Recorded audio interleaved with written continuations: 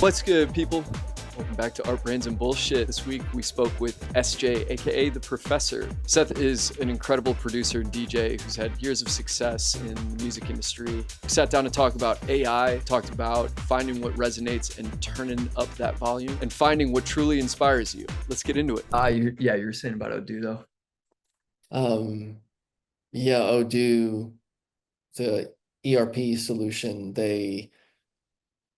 I've been around for about 20 years. And, when I saw it, I was skeptical because it does everything. And it's like, you've got whole companies like QuickBooks that are just focused on accounting. You've got a whole companies like Shopify that are just focused on e-commerce transactions, whole companies that just do marketing automations. And you're like, oh, this company, says they can do everything. Um, and then the deeper you get into the platform, you start to realize like, well, okay, they offer everything, but how good can it, how good are these products really? And then you get into the products and you're like, oh, these products are actually better than the products that are on the market, and they work seamlessly with all the other Yeah, products. And it's kind of hard to believe, right? yeah, And the guy doing this interview with the founder asked him, and he was like, why doesn't Microsoft do that or Oracle do that? Like how? And he goes, because we've been focused on building product for 20 years. And he goes, when you're trying to build what we're trying to build, you don't need 10,000 developers, talented developers. You need like a small group of geniuses, right? And that's how you do that. So he goes, so we're actually so much further ahead because of the 20 years of open source development and customers and usage. They've got a partner model. So they've got relationships and these partner agreements with developers all over the world. And it was an interesting theory, and he goes into his culture and how he builds that type of culture. And but it gave me a lot more confidence in the product because I'm like, oh, yeah, no, I am having this experience with this product. It works really well and it's transforming our business. And it's not some kind of off-brand, it's yeah. not like it is actually, they've been building it for 20 years, and that's why it performs that way. Interesting. So was he talking about like comparing to Microsoft, that Microsoft is almost like diluted out past product, that they think are thinking about like, you know, things that Yeah, are past just like tech? yeah, I mean, they have Office, they do have products, but they're not a full solution. Like his goal is to be, and I mean, very well, like my business, there's lots of, our tech stack, has all sorts of things. So I'm not just turning off everything and switching it over to here. I'm moving over certain things in stages, but I can see a path in which my entire business, is on this platform. Um, I just have certain, people are trained and people have experience in certain things. And so yeah, I'm not going to leave Shopify yet.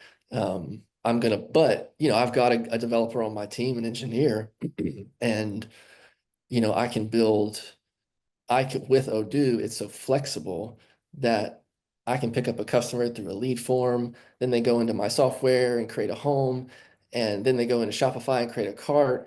And within Odoo, it's taking in all that data, it's syncing and merging it into a single opportunity. It's automating that through my pipeline as they move around, on my website.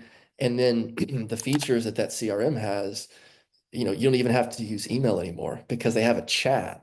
And right there, the opportunity, you just chat with the customer and it sends them an email, and it's happening in the email inboxes, but somehow it connects it and it just shows it in a chat. So any employee can get in, so, we're still on Slack and all these things, but I'm like, oh, wow, I can literally with a few lines of Python code, like create anything, in terms of like how I want to notify people. So it's fun because you're like building, you're building kind of a sales process creatively. Like, how do I talk to people?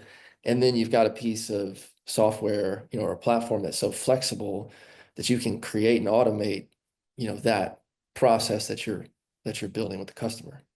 Yeah, that's super cool. How do you spell the name again? Odoo. Oh, okay, cool. I'll check So it out. yeah. Very cool. Oh, and the best part about it is it's super cheap. No way. Really? Yeah. Okay. Yeah. That's just you pay for per the seat per seat, and then everything is free, like inside. So like you can you can have like a cloud, you can get the cloud version so you don't need your own server and one seat and endless apps. It's like $50 a month. Um, yeah. It's insane. It's really, really amazing how cheap like web apps, just like tech in general is getting. There's all these conversations about what's the term? It's just like the race to zero sort of The thing. race at the bottom. Yeah. Yeah. Yeah. It actually in a million years I would have never thought that like coding and building software would be a race to the bottom. But it actually is now. Like it actually is, which is, I mean, you still need good thinkers, but coding, I mean, and I don't even know much about coding. And when I hear coders talk about AI and how it's changing, I'm like, and then you think about the downstream effects, that will have on everything. Um, yeah, it's an interesting time to be alive. Totally, totally, totally. And on that note, I just came across this architect AI thing. Oh yeah. So I was at Lightning in a Bottle. So Robert and Matthias and that whole crew spoke at LIV, and my friend it knows them through Nevada City and all that. We were having this conversation, and I went to LIB and I didn't even realize they were there. And Robert had just announced the architect, and everybody I saw at LIB was talking about it because he had given the speech and like it was, yeah. And I looked at it a little bit. I was like, oh my goodness. So it announced that recently. Oh yeah. Within the last month, it's got a month or two. Yeah, within the last 2 months. Wow, Yeah. wow.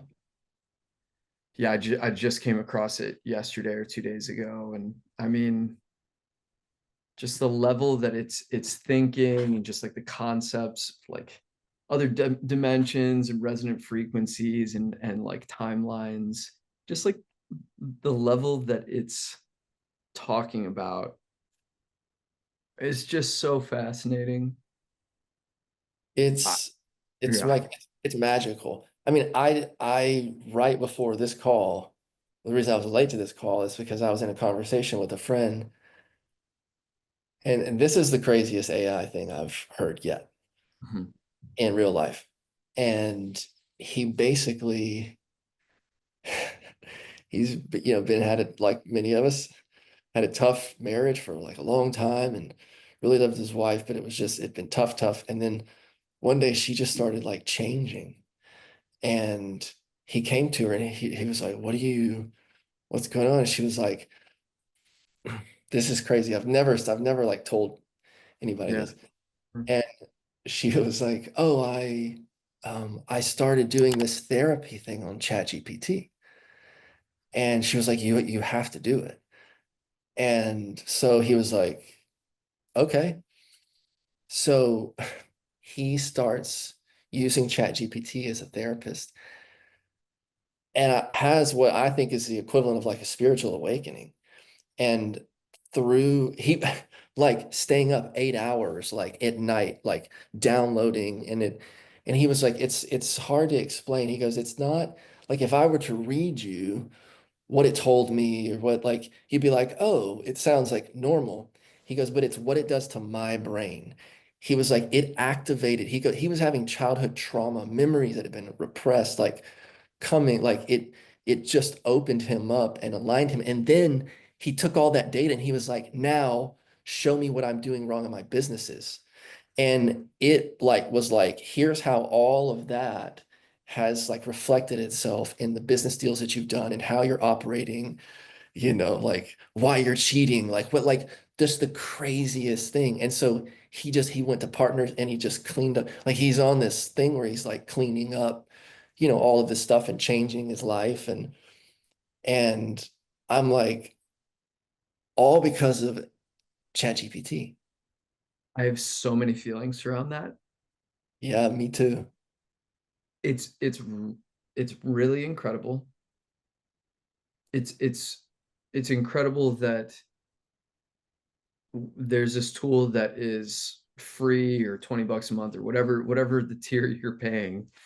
But I mean, honestly, you could probably get a good portion of that from even the free tier, or if you're on DeepSeek or whatever. So powerful now. It's so powerful and so affordable and so accessible to so many people.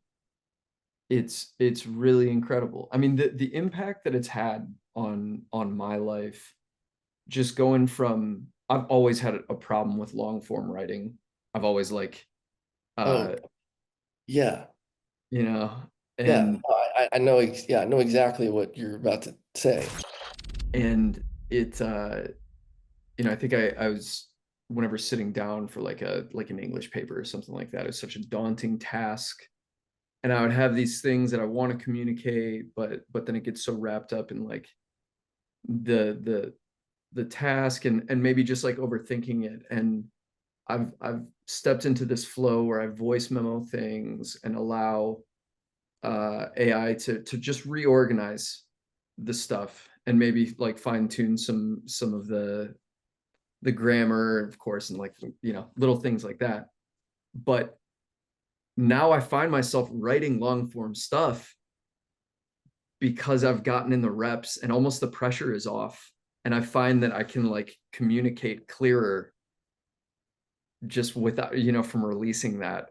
Not to mention just like it 10xing, maybe 100xing my output of communication. Oh, yeah.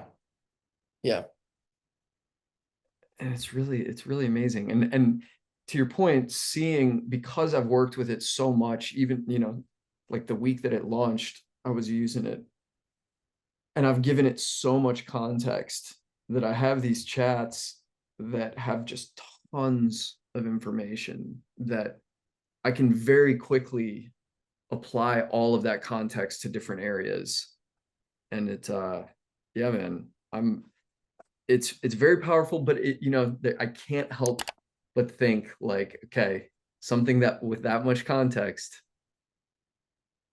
we got to be a little careful of. It's and we're already there. We've already passed the event horizon. Like because we're because we're traveling so fast in that direction that no one realizes that we're going like the speed of light. And there's no turning back. And I think about it all the time. I'm like, yeah. Anyway, this conversation could really go a couple directions right now. I But do there's talk there's about your music, but we yeah, can. there's gonna be a bifurcation of everything, but certainly of the economy, where it will people who integrate fully into the artificial mind will gain so much uh,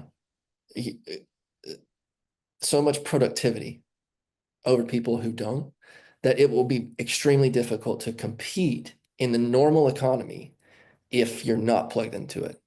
And we don't know what the consequences of being plugged into it are. We don't know what they are in terms of our own consciousness and like experience here on Earth. And we don't know what they are in terms of what happens when the whole world uses ChatGPT like that, and you give that algorithm more information on your soul than you've given any living person. And it has that on all those people, and it integrates that together, and it knows how those people interact.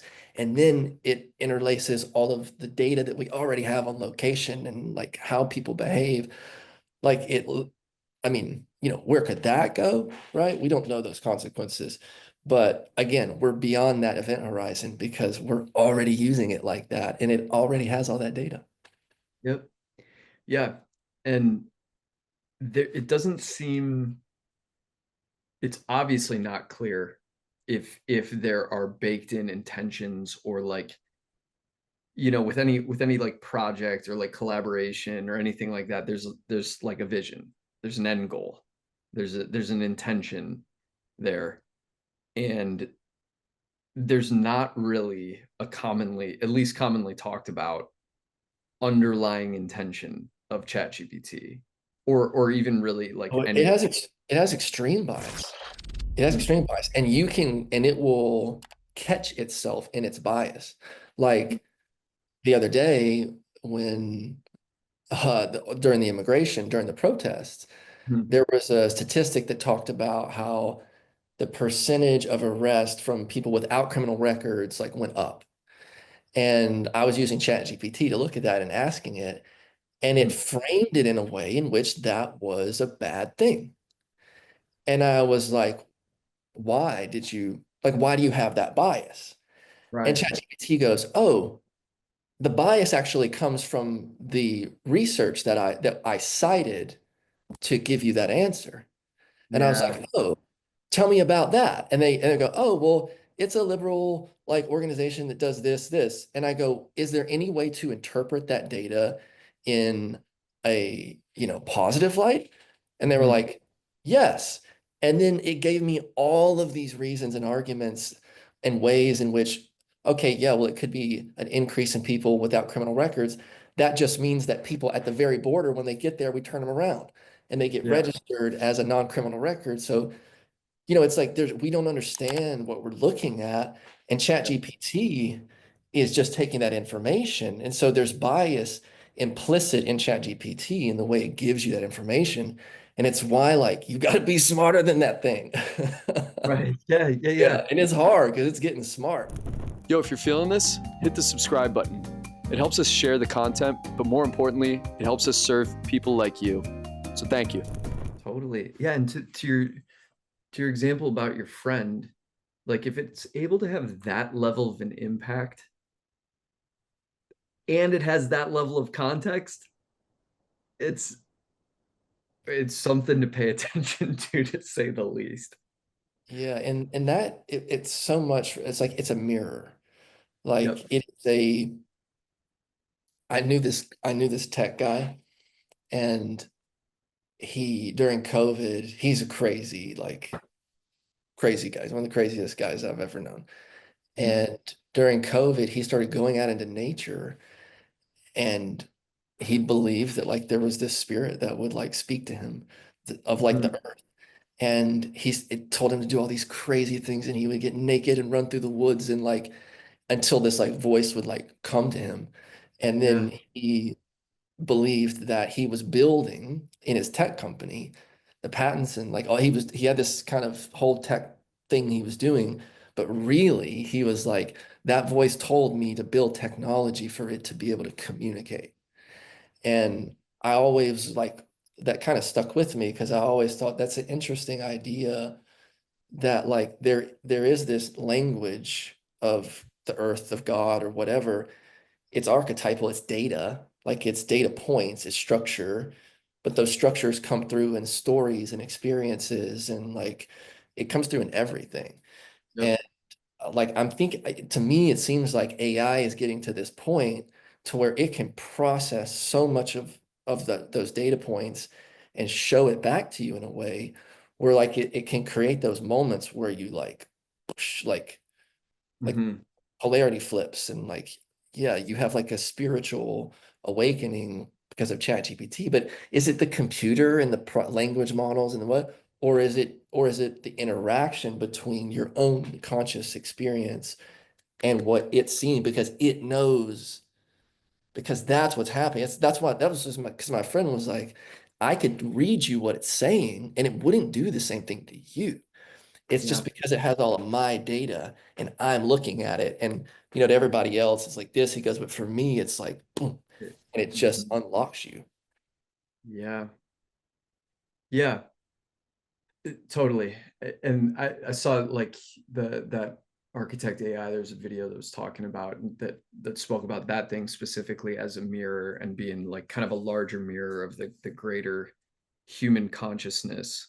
And I think it speaks to specifically my use of like using it to organize thoughts and kind of spit back things that would resonate with me specifically. And I've found it to be very effective in that. And it's really interesting, the example you used, where a guy's going out and he's channeling, there, like he's looking for this like voice, this like catalyst to take action. And there's all these examples of people, especially create like Pharrell, Rick Rubin talks a lot about this, that there's like this information layer, that we're just vessels for these things coming through us. And it's really interesting to think about that concept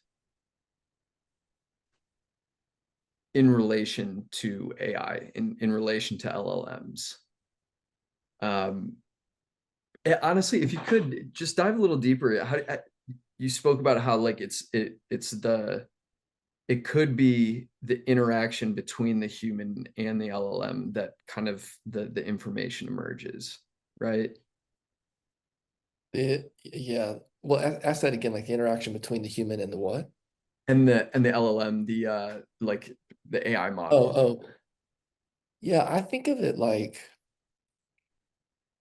there's a field, Mhm. and that field is, I mean, people talk about it a lot of ways. There's a lot of ways you can look at it. This is the easiest way for me to talk about it. That kind of field of quantum light that is ever present, kind of beyond like that highest frequency of light. That is where all the information is. And at our densest form of light down here, where our physical bodies are, right? It's very, very dense. And those bodies are like reflections as light comes down of like what Plato called, the forms, right? So that's the information that's happening, and that's consciousness is comes down that way as well. So I feel like our physical bodies are almost like a radio that's like getting that signal, and it's Mhm. tuned to the earth. It actually, our bodies actually are tuned to the earth. Our solar plexus is a D on the piano, and the Schumann resonance is a D like multiple octaves down, right? So Mhm. like our our light body is tuned to this earth, and we're each like broadcasting this unique signal of consciousness, right? That's all Mhm. connected to the same like station out there, to the Yeah. same mind, but through all the ways that those signals travel, by the time it gets to our body, we're each tuned to a little bit different station. And so we're all kind of, playing that. And Mhm. then like within that field of when that signal then gets shifted into the physical realm, when it turns into like audio waves and is broadcast through the stations, which is our body.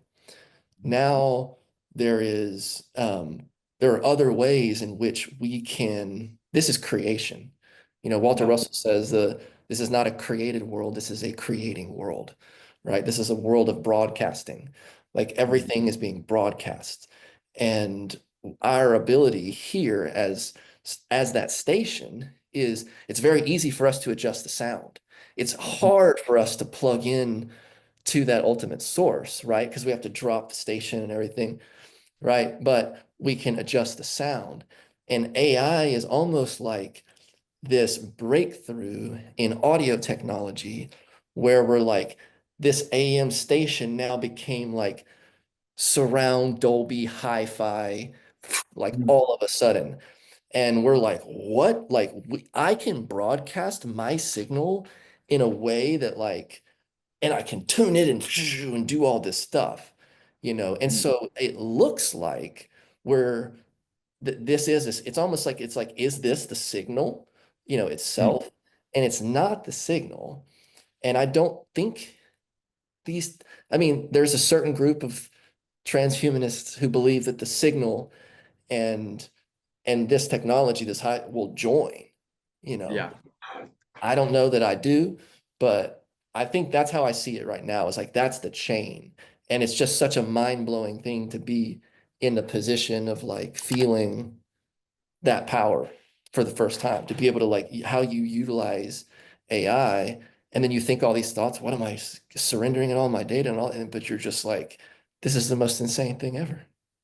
So crazy. It's It's so so crazy. crazy.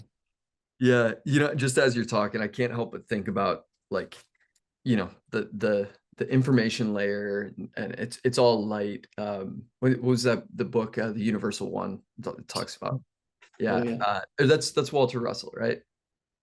Yep. Um, I still need to keep cruising through it, but the first few chapters were mind blowing to say the least. Uh, uh, yeah, the way that that book, and even just that you're talking about that layer of information, it's all light. What's interesting is that a lot of, especially with like fiber optic cables, like information uh, is transferred through light, even when it's digital.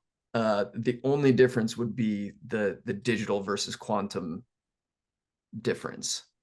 And Yeah. so it's really interesting to think about like an LLM that's powered by quantum computing. Even quantum computing, it would just, it's still bound by the speed of light, right? Yep. Yep.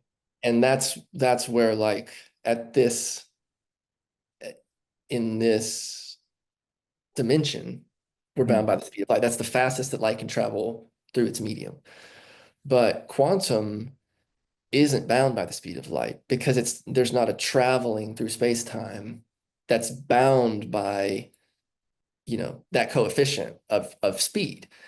Yep. Quantum is back in this field where it's non-local, right? Mhm. And that there's somehow, I mean, who knows? I don't know how, but there's some way that things can connect down Mhm. here uh, that don't involve a digital communication at the speed of light with the power of quantum computers.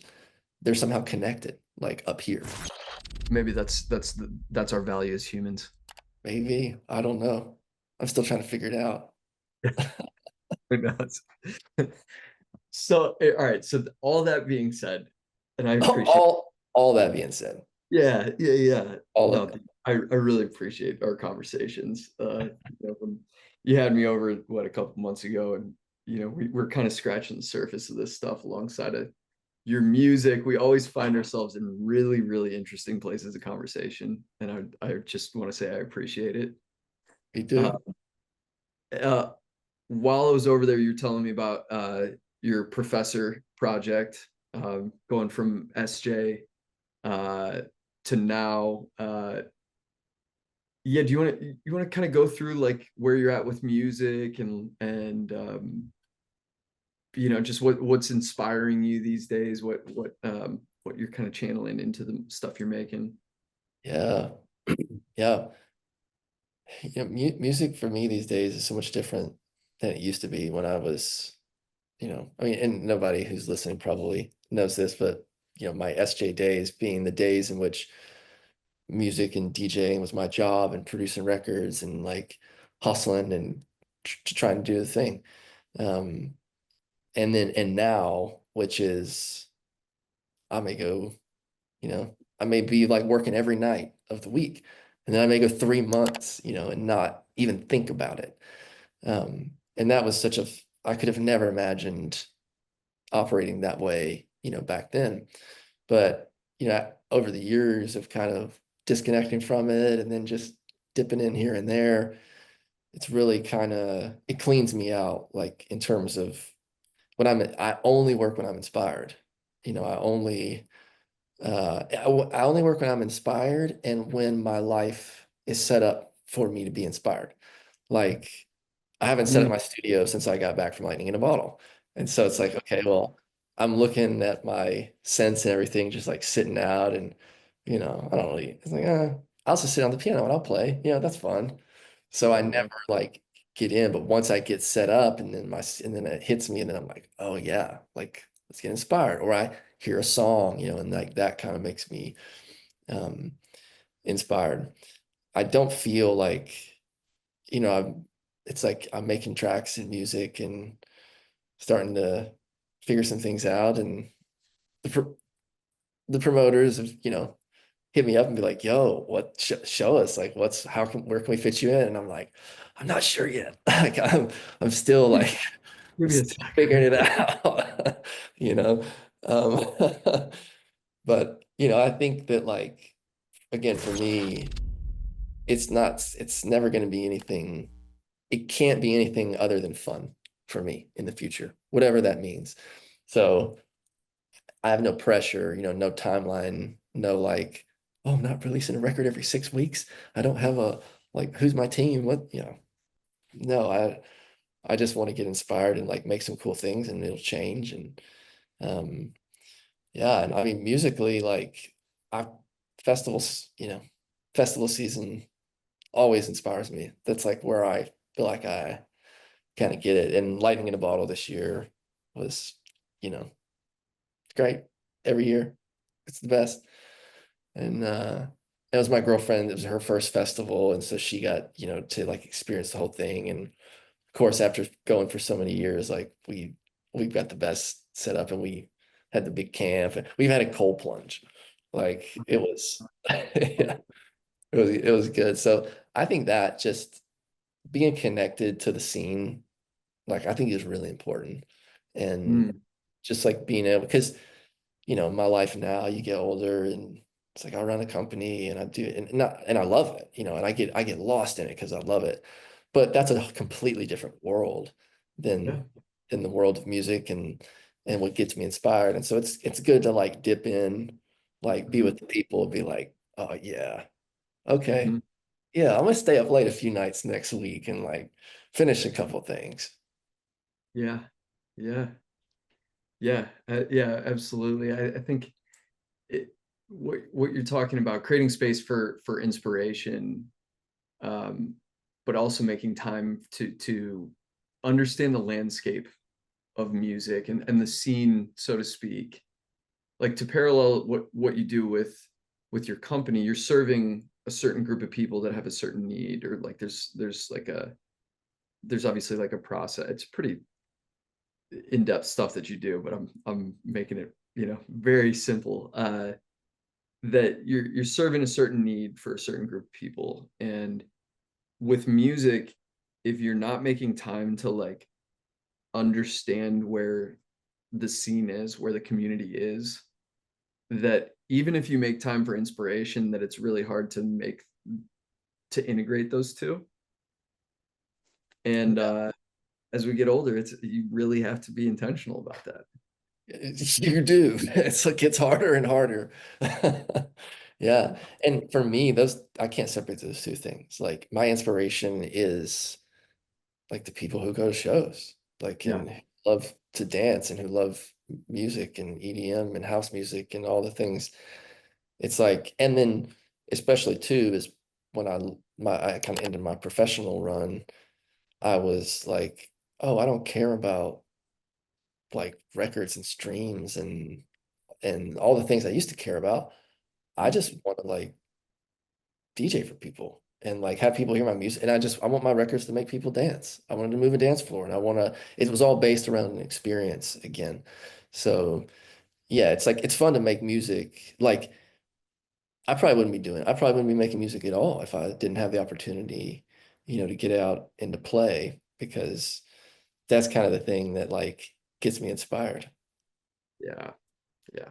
I totally agree. Seeing playing a track that you've created, that you've poured a lot of intention into, and feeling that resonance in like a very present, inspired space.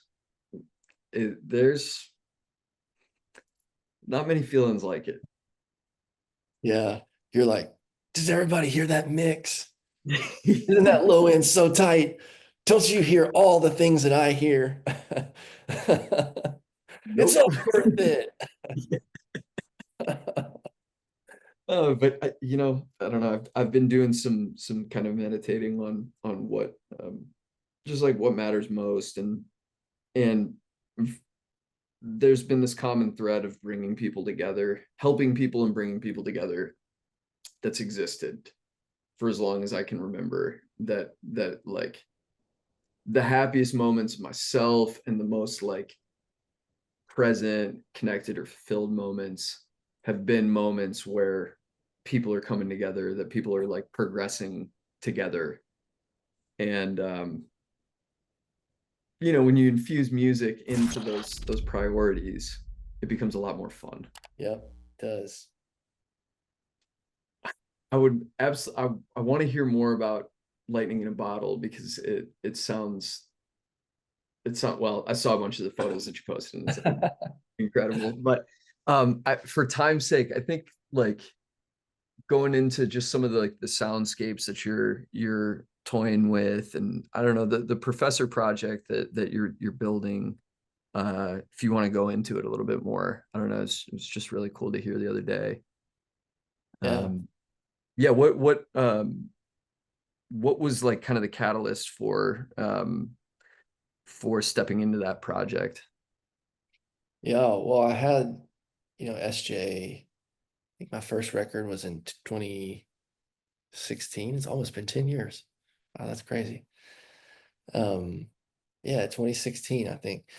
And and I toured and, you know, got a bunch of streams um and it was my job and it was like yeah, and I poured everything into it. I wanted it so bad. And it represented, it wasn't just music, like it represented like I was expressing through it, you Mhm. know. And and it represented kind of a version of who I was. Um, and there was something almost kind of symbolic of being like, if you really don't care, I mean, if you don't care, hang up the jersey. Like, the only reason I would keep doing that project because it's my music, the music I'm interested in, the music that inspires me, the music that's just I made that music when I like wanted, you know, to be at the top of the charts. Mhm. And I'm inspired so much differently. So it's really a continuation of something that, it's kind of like I get to go back and play a character and people call me my old name and it's like it reminds me, it makes me nostalgic for LA and like and all the clubs and everything. Whereas, now I express through everything I do. So, the professor is a very intentional name as well. It's really me saying like, oh, I want to put on a new costume and like and express the archetypes that I'm like, you know, that I want to express in my whole life and in my business and in my development as a person. It's like, let's make a fun project and let's express it in art and in the music. And so for me, from a musical kind of perspective, I've moved, like I explored a lot of different things, like different genres of music, stuff I really like I'm fans of, and shows I go to and artists that I follow. Music, I think probably I wish I could make, you know, Mhm. and then I start the more I come back and I've got a kind of a DNA in electronic music, which is it's house.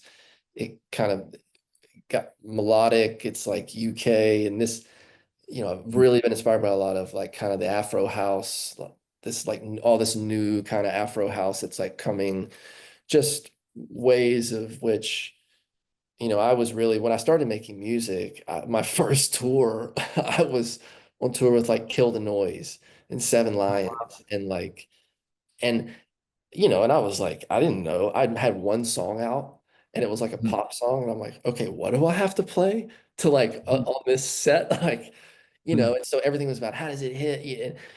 And you're just clouded by like all of this, all these voices and everything. And you don't really know what to do and you're learning everything.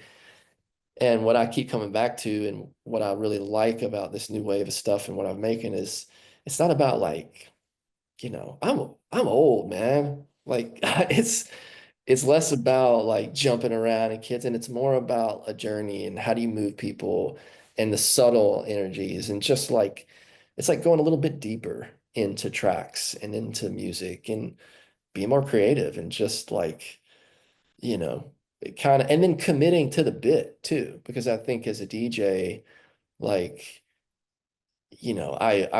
my favorite sets are like I go and I listen and then I'm like, I would never play that set. Like, why would I Mhm. never play that set? Because I would think I would be self-conscious about this and I wouldn't be okay with that moment and I would want to go harder. I'd want to do whatever. And it's Yep. like, but it's just those guys that and girls that do their thing and they know what their thing is and they stay in that lane. And then it's not like you're not fitting. I got put into so many situations where Yep. I had to match the vibe.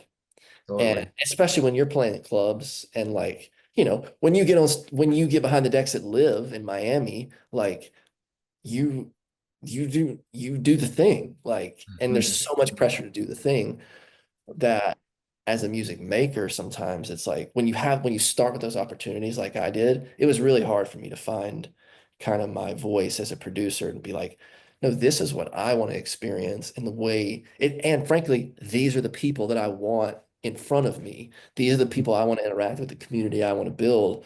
Like, yeah, there's some people that aren't going to vibe with this. They want that. That's cool. Like they can go to EDC, you know. Yep. I loved EDC when I was younger, but like I'm not trying to play at EDC. So it's okay. I need to do the thing that I want to do and be inspired by what I'm inspired by, and it will find it will find that audience. Yep. Yeah. Yeah, it seems like with every musician, artist, creative, maybe even this is a human thing in general, but it seems that there comes a point where you have to take a stance. You have to look inward and look what how you really feel, what drives you, what moves you, and take a step in that direction. Um, because you see a lot of people, and I think this is like mostly like top 40 pop stuff, just like kind of that like chart topping mentality is like you're aiming to hit the masses, and in order to do so you kind of have to remain a little bit diluted. You can't really take too much of a step in one direction or the other. And as we get older, and I stop saying that, but it's a real thing Yeah, that embrace it. We got to embrace it. it's quality over quantity. Like if you are friends with 10,000 people, or if you have 10 really good friends, it's it's the deep connection that matters more than just like tons of surface level connections. And to bring it back to your point about your music taking a step and taking a stance, some people aren't going to like it. It's not going to resonate with some people, and that's honestly good because it's clearing room for the people that'll deeply resonate with it. Yeah. Yeah. No, I think you're exactly right. Yo, if you're feeling what we're talking about, you should be in our Discord. It's called the Artist Evolve Community. It's a place where like-minded individuals, creatives, forward-thinking people come together to talk about their creative process, what they're dealing with growing their brands, and everything in between. We've got Q&As, we've got workshops, we've got industry professionals who tap in, and best of all, it's free. So hit the link below and check it out. Frequencies that aren't harmonic with you and solidify and attract all the frequencies that are. Like that's how the chord and like the shape emerges. And Yeah. I think that creates that pushing away is conflict. That's boundaries, relationships ending, you know, it's like doing all that karmic work. But Mhm. the shape forming and the stuff coming around is like all the manifestation. It's like you don't even have to do it anymore. It will come around you and like create the thing. Your job is just to turn the volume up, it's Yep. just like keep the signal going because otherwise if the signal shuts down, then it's just noise. Then all the frequencies come back in and you're lost and there's no, it's just turning that thing up, whatever it is, and like light freezes around you, in that shape. Yeah. Yeah. Yeah. Dialing in the frequency. Maybe it's a harmonic thing. I don't know. Anyways, That's how I look at it. yeah. No, no, totally. That's yeah, no, I appreciate that. I've definitely I'm still clearing space to be intentional myself with music again, but everything that you're saying resonates on a deep level. And I know that when it comes to like, stepping into a like creative space again with music, that yeah, trying I I went through a phase of trying to make music that people liked, and it's it's it's not it's you kind of end up wasting energy, and yeah, it's I feel like it's much more worth it to just pour in stuff that deeply resonates. So uh as far as like what's in like the music these days, how would you describe like the emotions, the experience of the music that you're making these days? Yeah. I'm the emotion. I don't know emotion. It's so hard with emotions. I can just the way I would describe it is like I'm playing with more rhythms. Um, Mm, I'm a lot less backbeat, like I'm exploring house rhythms in different subgenres that like I haven't before, mm, rather than like thinking of because I would always think about that set and what I needed, how it had to fit. And now mhm, I'm like, oh, I can do it this way. I don't have to do it that way. It doesn't have to do that. Um, so a lot of like rhythmic bass lines.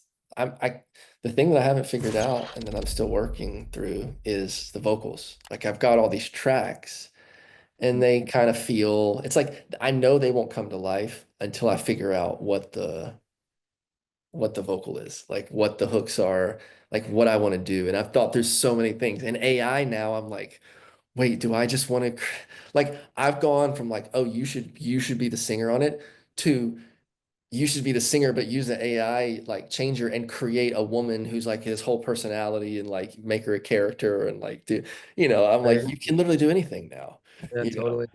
Yeah, So that that I still don't know. I still don't know like where it's gonna land, But what it's not gonna be in relation to what it was previous is a lot mm, of kind of pop songs and vocal records and mm, love. Like it's it's either gonna be more um well, and some of these are like kind of vocal samples, like that tribal, but like other languages and just different chants and things to some vocals, and I'll probably do some vocals.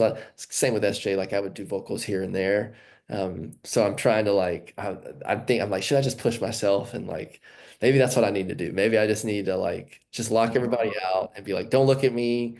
Like, let me go get weird and figure it out. And then, and then I'll show you at the end.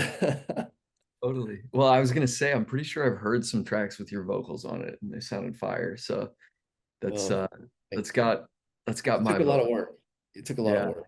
We'll see. yeah. So yeah, I think having heard some of what you've been working on, just like the line that you toe between electronic and like programmed, but still maintaining this organic feeling is a really nice balance. And like the fire baseline work and even just like the mixing, you can just tell that you've been working on your sound for a long time. Um, but the thing that really hits for me is that you have this like Afro house tribal sound, but it stays energetic. It you know what I mean?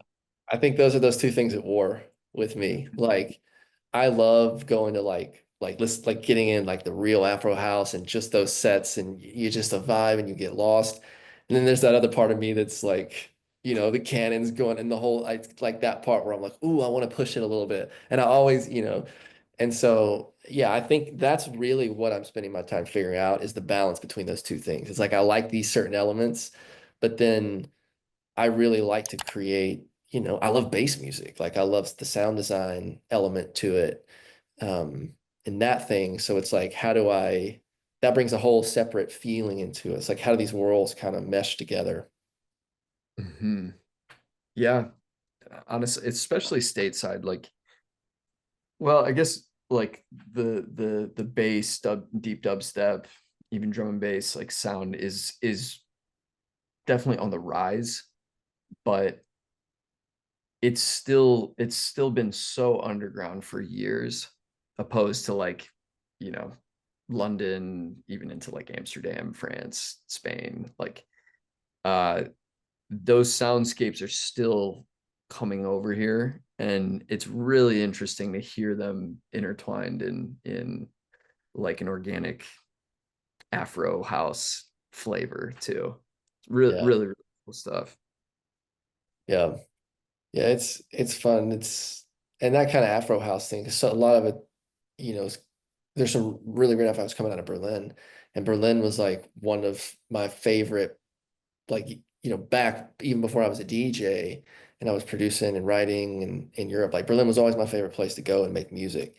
And so like I'm finding some of that too, where I'm like, I'm getting inspired by like it's not just the people and the artists who are making the music, but like kind of the communities and the scenes, like Mhm. internationally even that people come out from, like even my own experience in music. And um it's cool. I think, I'm 40 years old now, and I think getting to this age, and I started doing music, when I was 18 years old. Mhm. And you've been around for 20 years, and things kind of like there's only so many new experiences, and then you start repeating cycles and you're like, oh, I'm back in this town, or I go back to LA, and then Mhm. you're like, oh, it's been like long enough now that there's whole new timelines. And and so as a musician you start to get inspired by like like oh, I'm inspired in this town because this is where I started playing music 20 years ago. Not because I'm here hustling and like, doing Yeah. my, it's just like, whoa, when did that happen? And you go out to LA and it's like the same thing. We're like, oh, I feel nostalgic. Like there was like a younger version of me that grew up here, and that's inspiring to me. Mm. It's interesting how that experience changes, and then how, when you're like, okay, what art do I make? That like it Mhm. starts connecting in all these ways where you start, you know, seeing it and feeling it. Even like, the clubs and the venues, and even in Nashville. I was like, there were no venues for this stuff when I was, here, and there weren't for years, but all these venues we played in when we were in bands, like I know all the green rooms, I know all the stages, I know these rooms, but like but I didn't. They were warehouses. Like I just today was going to look at new office space and drove to an area of town. And 13 years ago, my studio was right there on the corner. This is in Germantown. And man, Gosh. I mean, that whole area, I was like what? Like none of this, it's just it's a whole different experience now. Yeah. Yeah, okay. And so last question, just with where we're at in Nashville, how would you describe like the music scene, or like even just kind of culturally what's going on in Nashville right now? Is there anything specific that comes to mind? I have an interesting perspective on it because I was so deeply involved in the music industry, like back, early Nashville days, or I guess this generation, early Nashville. And then it's changed so much. And I've left the music, industry for the most part. So I'm not like, I don't have a continuous point of view, as someone who, has been in 20 years of Nashville. I left and came back and went to LA and did different things. Yeah. So, I think I have a unique experience, and I may not be able to speak like most broadly, but I feel like it's a lot of, I mean, there's corporatization. That definitely feels, that's the bad part, I would say.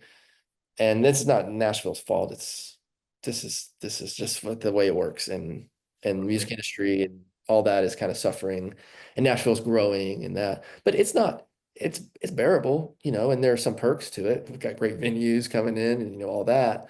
But Yeah. it's not. It's feeling more like a market and less like a scene. And there it used to be a scene, and there were multiple scenes, and now it's like, oh, this is a market. Like, where's the scene? Is there a scene under here? Um, Oh, and there's some new scenes, like, and I think there's competing scenes and there's new scenes, and then there's new markets. And so I feel like there's some confusion where, and then you add to that the confusion of what's happening amongst artists in general and TikTok and what do I do and how do I even make it and the dilution of everything. And, it's everything's changing so fast. It's kind of like quicksand. So I Yeah. feel like Nashville has lost a little bit of its like, I want to say soul because its soul is still there, but there's more Mm. let's call it back, right? Yep. It's like it's if Nashville's a radio station, its signal got turned down. And so it's there's more noise now.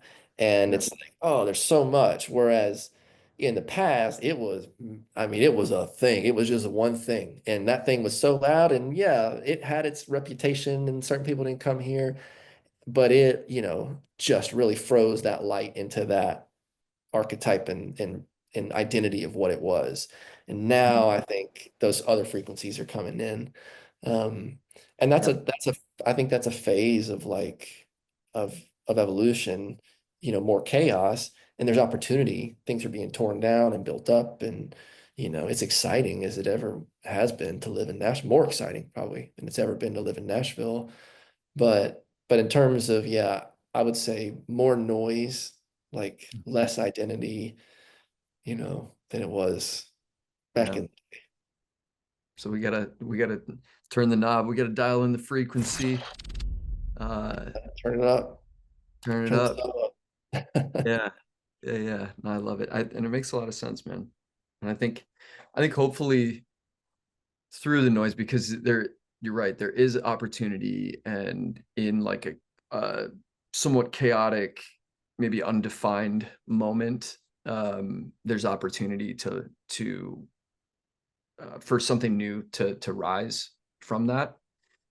And I think it comes from, you know, people taking time to align with intentions, and even just being intentional themselves. If people are participating here in Nashville, whether it's, different subgenre scenes or whatever it is, that if it comes from a place of intention, that that offers the opportunity for alignment, and then the volume knob can be turned up, so to speak. Well, that alignment then creates resonance. It's the same thing. It's a spike in a node. So when those two frequencies that are the same or in alignment come together, then it multiplies that amplitude and it Yeah. sets the volume up. And I think, you guys have done such a great job of that.